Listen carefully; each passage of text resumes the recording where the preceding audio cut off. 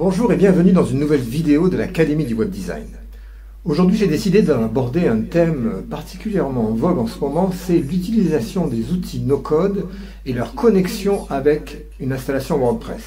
Donc dans cette vidéo, nous allons voir comment connecter make.com, ex-Integromat, avec WordPress. Nous utiliserons JetEngine CrocoBlock pour réaliser la connexion et nous aurons également à installer un petit snippet en PHP de façon à récupérer une certaine information que nous communiquerons à make.com. C'est parti.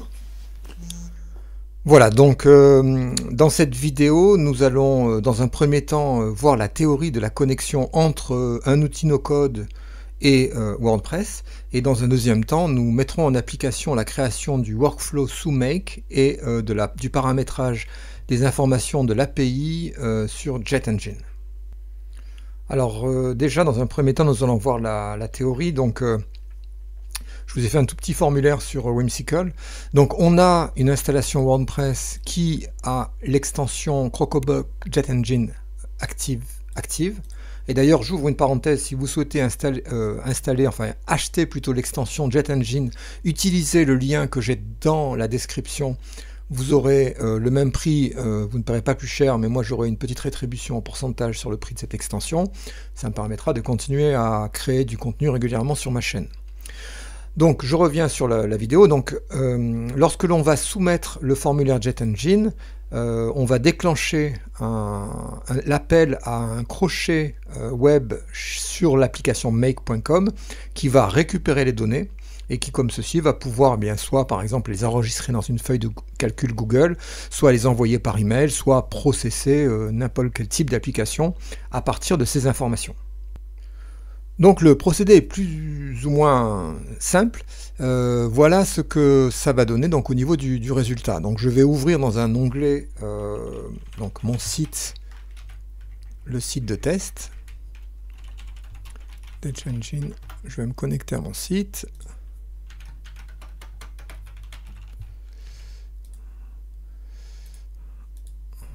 Voilà, donc sur mon site j'ai une page ici qui possède un formulaire, donc je vais aller lancer la page, et j'ai d'un autre côté sur Airtable, j'ai créé une base sur Airtable qui va recevoir les données.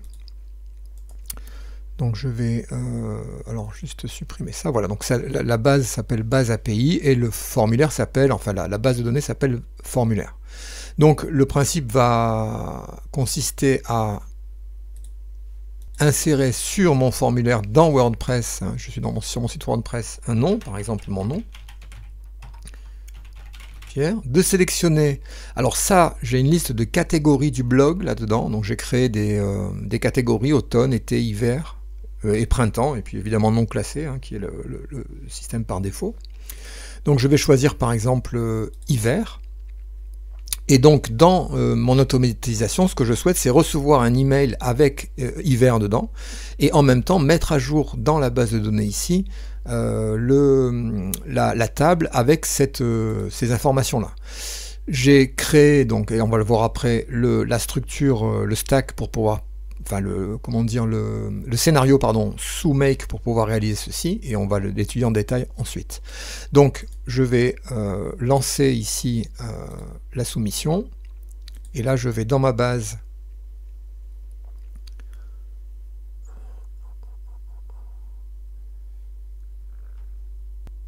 stop, je reviens quelques secondes en arrière. Évidemment, avant d'attaquer, il faut que je lance, en mode test, je vais lancer le scénario, donc j'active le scénario.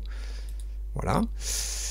Je vais donc ici revenir donc sur mon formulaire, rentrer mon nom et mon prénom, choisir par exemple hiver. Donc pour l'instant, la base Airtable est vide, donc je fais soumettre. Hop, voilà, tout de suite on a une nouvelle ligne qui se crée, donc avec Carbonel Pierre hiver, donc on a bien la catégorie qui a été récupérée. Le statut en cours, c'est un statut que j'ai inséré qui permet de mettre en cours ou fait, poursuivre par exemple. Et ensuite je dois maintenant donc dans mon formulaire recevoir un email. Donc je vais aller voir dans mes emails si j'ai reçu l'email ici. Voilà, donc là j'ai reçu à 11h38, c'est maintenant. J'ai reçu l'email, donc ça a bien fonctionné. Alors même si vous ne voyez pas mon écran, puisque j'ai la fenêtre de partager, j'ai bien reçu l'email. On le voit ici, on peut le voir ici, hein, dans les résultats, on a bien la catégorie choisie est hiver. Alors comment est-ce qu'on peut mettre un système comme ceci en place? Je vais supprimer tout et je vais vous montrer comment je fais. Donc première étape, je crée un nouveau scénario. Et ce scénario-là va avoir comme déclencheur un webhook. Hein, donc c'est une fonction intégrée de make. Donc ici on choisit webhooks. Hein, vous pouvez aussi le rechercher là-dedans si jamais vous le retrouvez pas. Et c'est un custom webhook. Voilà, donc là on se met. Donc globalement, le webhook, c'est une théorie fondamentale dans les outils no-code. C'est un point en fait qui va être appelé. Hein, par exemple, le formulaire va appeler à la soumission ce crochet web, ce webhook, et le webhook va ainsi permettre de rentrer dans le scénario. Donc c'est un point d'entrée, c'est ce qu'on appelle un trigger, c'est un déclencheur. Donc je peux choisir un webhook existant ou je peux en créer un. Donc là je vais créer un nouveau webhook. Alors globalement je fais save et là il va me créer une adresse, une URL en fait. Hein. Donc cette URL là, elle est ici. Je peux la copier dans le presse-papier. Et c'est cette URL-là que je vais implémenter dans WordPress de façon à l'appeler. Alors, pour l'instant, je fais OK. Donc là, on va continuer dans le scénario. Une fois que le déclencheur va être appelé, la deuxième partie va... En fait, ce que je vais faire, c'est que je vais créer une requête HTTP. Donc, je vais ajouter un nouveau module qui est HTTP request. Make a request. Alors pourquoi est-ce que je dois faire, dans mon cas précis, une requête après avoir être rentré dans le scénario? C'est ce que je vais vous montrer maintenant. Alors après avoir créé le crochet web, on va se retrouver dans le site WordPress. Alors dans ce site WordPress, ce que je fais en fait, c'est que j'ai été créer un formulaire ici dans JetEngine, Forms. Alors si jamais vous ne les avez pas, il faut aller dans JetEngine, activer ici Forms Legacy, de façon à y accéder. Donc je crée un nouveau formulaire que j'appelle REST API Form. D'ailleurs j'ai oublié un T, comme ceci. Et ce formulaire, c'est tout simplement un formulaire. Alors moi, dans mon cas précis, je demande un nom, un prénom, et j'ai une liste, un select, une liste déroulante, qui va contenir tous les termes qui sont contenus dans la catégorie du blog. Donc ici, j'ai dans la catégorie ici un certain nombre d'éléments que j'ai mis dedans, automne, été, hiver, printemps, etc. Et donc, ici, je remplis, fill options from, je remplis ce champ select des termes de la catégorie. Voilà, tout simplement. Et ensuite, j'ai le bouton submit, le bouton envoyer. Donc, je vais le traduire en français. Envoyer. Et je mets à jour. Donc, une fois que l'utilisateur va soumettre les données du formulaire, on va tomber dans les actions après soumission. Alors, dans les actions après soumission, c'est-à-dire qu'est-ce qu'on fait une fois que la personne envoie le formulaire. J'ajoute une nouvelle notification. Alors, on pourrait envoyer un email, on peut déjà faire pas mal de choses, mais moi, ce que je vais faire, c'est que je vais sélectionner dans le type de notification REST API Request. Alors, pour que ça apparaisse ici, REST API Request, il faut que vous alliez dans les paramètres de JetEngine ici et que vous activiez le REST API Listing. D'ailleurs, si vous survolez l'information, il va vous expliquer que ce module ajoute une notification REST API Request dans le formulaire de JetEngine. Donc, on active ce REST API Listings et ainsi, on a dans le formulaire, ici, dans une notification supplémentaire qui est REST API Request. Alors pour les développeurs, c'est un petit peu comme call a hook, appeler une fonction en PHP, sauf qu'on a un peu plus d'informations. Donc je vais la sélectionner, et la première information qu'elle me demande, c'est OK, donc l'utilisateur va soumettre le formulaire, quelle est l'URL qu'on va devoir appeler? Et en fait, l'URL qu'on va appeler, eh bien c'est l'URL du crochet, ici, qu'on est en train de créer, cette URL-là. Donc, je copie l'adresse dans le clipboard, je retourne dans mon formulaire, et là, je colle ici l'URL. On pourrait rajouter d'ailleurs des paramètres à cette URL, hein, c'est-à-dire les paramètres qui correspondent aux différents champs que j'ai créés. Name, prénom, choose, on les a ici, hein, %name prénom, pour prénom, et %choose, pour le sélecteur choose. Mais là, je ne vais pas le faire. J'ai pas de custom, je pourrais ajouter une autorisation, hein, si c'était une application, bah évidemment il faudrait l'autoriser, alors soit avec un bearer token, soit, donc ça je pourrais y revenir si jamais vous me le demandez. En l'occurrence, pour l'instant, je ne vais pas créer d'autorisation, c'est-à-dire que je vais définir que cette fonctionnalité est publique, et j'ajoute la notification. J'applique les changements, donc je supprime ça là, je garde juste l'API request, et je mets à jour. Voilà, je regarde bien que voilà, on a bien le crochet dedans. Alors pour tester si ça fonctionne, ça va être assez simple, hein. J'ai ce REST API form, donc ce formulaire, je l'ai inséré dans une page, j'ai créé une nouvelle page, ici REST API form. Avec Elementor, j'ai été choisir ici, donc je vais vous le refaire, j'ai été choisir Forms dans les widgets, c'est celui-là, le formulaire de JetEngine, et je l'ai mis sur ma page. Et j'ai été sélectionné dans le form, je tape les premières lettres, REST API form, voilà, donc c'est bien le formulaire qu'on a créé juste auparavant. Et je mets à jour. Alors je lance la page, et pour voir si ça fonctionne, eh bien on va aller inspecter ce qui arrive dans le scénario de JetEngine. Alors ce qui est intéressant, c'est que je vais lancer une fois. Alors là j'ai mis, pour l'instant on va l'enlever celui-là. Hop. Delete. Donc je lance mon scénario une fois, donc là voilà, il est en train de tourner, vous voyez, il est en train d'écouter en fait, hein, voir si quelqu'un l'appelle. Donc je vais aller dans mon formulaire, donc je vais tester un Carbonel Pierre avec la catégorie hiver, et je fais envoyer. Et là je vais voir, on voit que hop, il a reçu une information, hein. Donc Webhooks a reçu une information, et si on voit quelle information il a reçue, eh bien il a reçu alors un bundle, c'est-à-dire une collection, une collection, c'est une structure de données qui contiennent tous les champs qui ont été envoyés par JetEngine. Donc on voit bien qu'il a reçu Carbonel, Pierre et 19. Alors 19 c'est quoi? 19 c'est tout simplement dans mon site internet, hein, puisque j'envoie la taxonomie, c'est-à-dire le terme de la taxonomie qui est hiver. Et si vous voyez tout en bas de mon écran, dans l'URL qui s'affiche, on a ID en majuscule égale 19. Donc c'est l'identificateur, l'ID de la catégorie dans la base de données.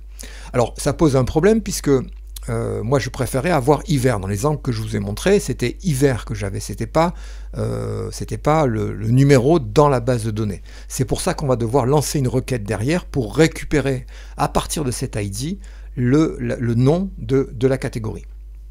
Après, le système marche déjà très bien puisque j'ai donc en sortie Carbonel Pierre chose 19, donc je pourrais très bien directement avec ça ajouter un module, alors je vais mettre Airtable, je vais faire je vais créer une nouvelle ligne dans mon tableau, hein. Donc mon tableau qui est base API ici, où j'ai, donc je vais supprimer celui-là. Supprimer dossier, voilà, donc là ma table est vide, donc je vais retourner là-dedans, je vais aller faire une connexion, donc je suis déjà connecté. Alors on va peut-être refaire une connexion pour être sûr. Connexion donc auth, hein, O-A-U-T-H, donc je donne, là je vais l'appeler Airtable connexion. Save, donc là il va me demander l'authentification. Je vais ajouter une base, toutes les bases actuelles, et j'octroie l'accès à make.com, donc il va pouvoir comme ceci récupérer toutes les informations d'Airtable. Donc là c'est fait. La base que je vais sélectionner ici, ça va être la base API, hein, donc c'est celle-ci, hein, base API qu'on va récupérer, et la table formulaire, c'est-à-dire cette table-là, qui s'appelle formulaire. Donc une fois que j'ai fait ça, il va falloir que je mappe les différentes colonnes, hein. On a nom, prénom, catégorie et statut. Donc ce que je vais faire, c'est que je vais mettre nom, je vais cliquer dedans, et là il me montre donc sur le module Webhooks toutes les valeurs qui sont récupérées. Donc je vais mapper nom, hein, je prends nom et je fais glisser dans la case. Prénom, je vais mettre prénom. Et catégorie, ben pour l'instant on va faire juste 19, hein, c'est-à-dire l'ID de la catégorie en question. Et le statut, Alors le statut, on a des statuts qui sont en cours ou faits. Donc là, je vais mettre le statut en cours. En cours, voilà, en mode statique, de façon à mettre en cours dans la colonne statut. Et là, je vais valider avec OK. Alors, si je relance pour tester mon scénario, je retourne dans mon formulaire. Ici, je le recharge. Donc, je mets Dupont Henri. Et là, je vais mettre, par exemple, été. Je fais envoyer. Donc, on va dans le scénario, on voit qu'on a... alors, l'option en cours... alors, il y a une erreur parce que l'option en cours, ça doit être en minuscule. Voilà, donc moi, je l'ai mis en majuscule, donc c'est pour ça. Donc, il faut juste que je modifie ici en minuscule. Voilà, OK. Et je relance mon... Je refais, donc, Charlot, Eric. Je prends été. Je fais envoyer. Donc là, on a le crochet qui intercepte donc les données qui arrivent hein, du bundle, donc dans le bundle 1, Charlot, Eric et l'ID de la catégorie 17. C'est transmis à Airtable, donc qui va sortir Charlot, statut en cours, Eric et 17. Et donc du coup, dans le formulaire Airtable, on a bien Charlot, Eric, 17 et en cours qui sont insérés dans la table. Donc ça marche bien. Maintenant, on va voir comment récupérer le nom de la catégorie à partir de son ID.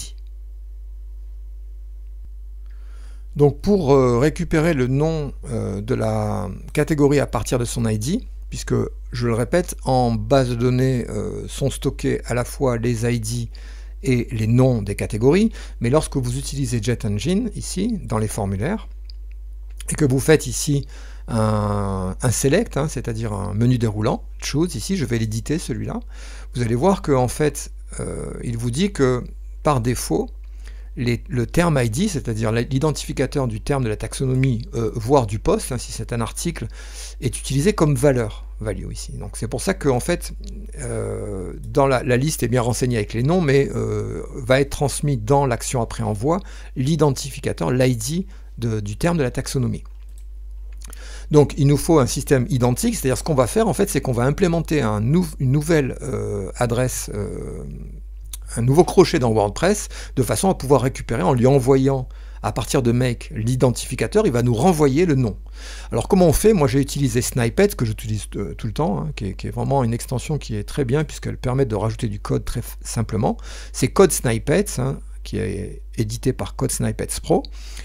Ce code Snippet, j'ai créé un nouveau snippet qui s'appelle REST API Get Taxonomy Term from ID, hein, qui est juste un petit truc en PHP, alors qui est assez simple en fait, hein. C'est-à-dire que globalement, on va enregistrer, si vous voulez, avec l'action add action dans le crochet REST API init, un nouveau point de terminaison d'API que je vais appeler myPlugin v1 getTermName. On va passer dans ce point d'accès l'identificateur de la taxonomie. Et en fait, à partir de cet identificateur, le snippet va rechercher ici, grâce à la fonction WordPress getTerm, le nom, parce que ça renvoie le nom du terme de taxonomie, dans terme, et va retourner ici, dans l'objet terme, donc il va retourner la propriété nom. Donc ça veut dire que ce crochet lib va renvoyer le nom s'il trouve l'ID. Si on ne trouve pas l'ID, il va renvoyer une erreur qui va être term not found à ce moment-là, avec un statut 404, c'est-à-dire un statut page non trouvée. Si ce code vous intéresse, demandez-le-moi dans les commentaires et je vous donnerai l'accès pour pouvoir le récupérer. Alors, une fois que j'ai activé ici mon snippet, on va le mettre dans make.com.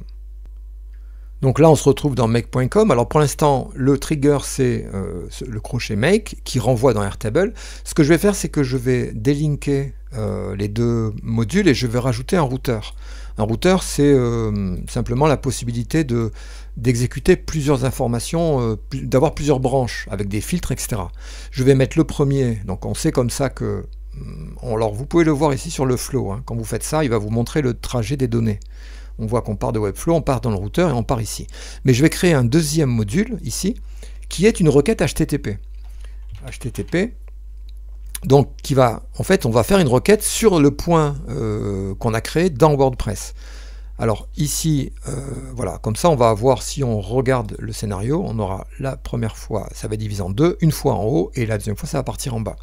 On pourrait mettre des filtres, hein, pour ne partir en haut que sous certaines conditions, mais là on va le faire tout le temps. Donc comme ça on va avoir à la fois la mise à jour dans Airtable, et puis l'envoi de la requête. Après, on verra qu'on va mettre en fait après Airtable, on mettra après la requête de façon à écrire dans la table d'Airtable le nom du terme de taxonomie et pas son ID. Donc, dans la requête, on va aller chercher maintenant l'URL de notre crochet, du crochet qu'on vient de créer dans WordPress. Alors, dans l'URL ici, donc je vais mettre l'URL dans la requête HTTPS, donc https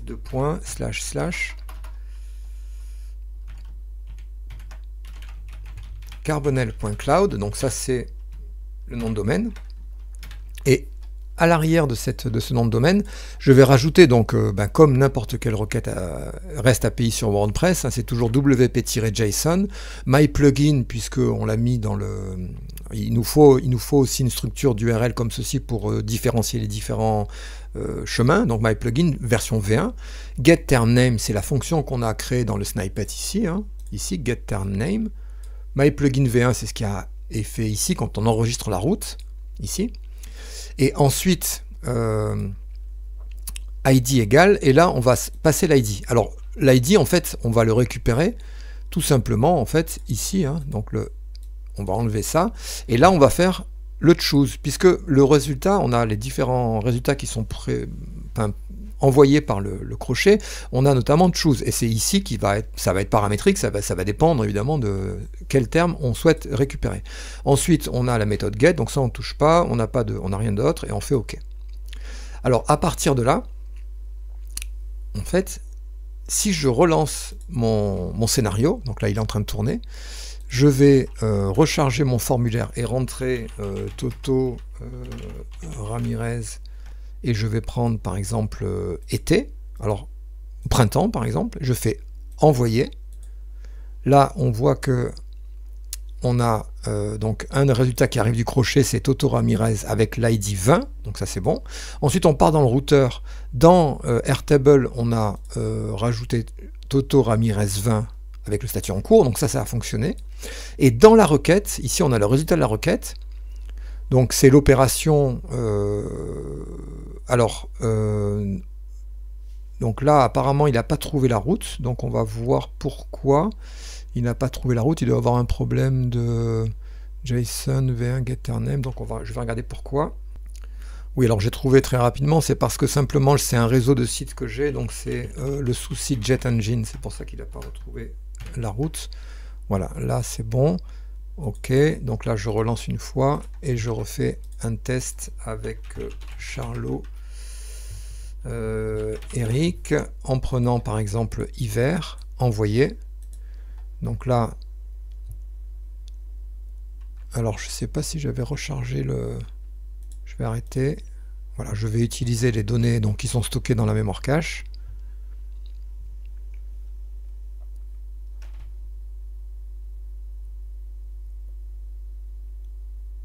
Voilà, donc les données arrivent. On a bien Charlot Eric 19 qui est arrivé ici. Dans la base Airtable, on a donc ici, mais Charlot Eric 19, ça a fonctionné. Et dans la requête, ici, on va voir que ici, donc on a en output, hein, donc en sortie, bundle 1, code 200, donc c'est bon. Il a récupéré bien le nom hiver de la catégorie. Donc là, c'est parfait. Ça veut dire que si maintenant je désactive ici, je découple ce Airtable et je le connecte après la requête ici. Hop. Alors je vais faire une mise en auto-aligne, voilà. Et que là donc je vais donc mettre nom, prénom et la catégorie par contre, je vais pas prendre choose, hein, je vais pas prendre le sélecteur du webhook, mais je vais prendre data ici de la requête HTTP, data, ok. Je fais tourner mon scénario, je recharge mon formulaire, Andrieux Jérôme, donc on va mettre ici printemps, je fais envoyer, donc je regarde ce qui se passe, donc là maintenant c'est linéaire, donc alors on va directement aller là-dedans, voir dans Airtable ce qui s'est passé, et bien on voit que Andrieux Jérôme, on a bien le nom de la catégorie qui est renseigné avec le statut en cours, et ici sur la requête, on a bien récupéré ici le printemps. Donc le système fonctionne très bien. Donc dans ce tutoriel, je vous ai expliqué comment connecter un outil no-code tel que make.com à une installation WordPress. Je vous ai montré comment créer un nouveau crochet web dans WordPress. Je vous ai montré comment créer une requête dans make.com ainsi qu'un custom webhook dans make.com. Si vous avez des questions, c'est dans les commentaires. Je vous dis à bientôt pour une nouvelle vidéo de l'Académie du Web Design.